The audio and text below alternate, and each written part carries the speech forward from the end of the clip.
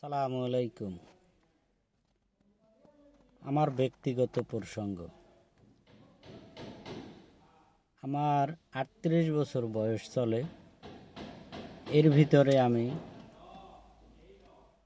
রাজাকারের তকমা পেয়েছি, শিবিরের তকমা পেয়েছি,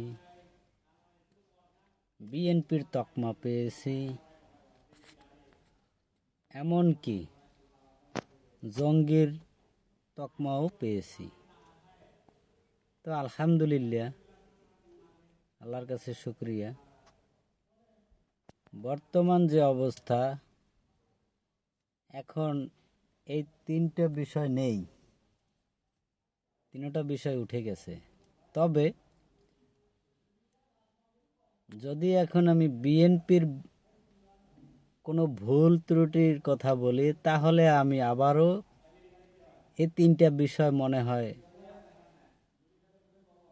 আমার উপরে বর্তাবে সম্ভবত। আসলে আমি এখন পর্যন্ত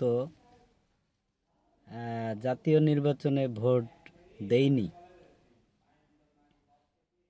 এবং আশা রাখি এবার ভোট দেওয়ার সুযোগ আল্লাহ দিতে পারেন।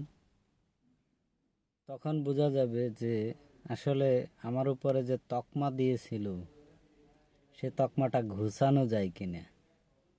আল্লাহ হাফেজ।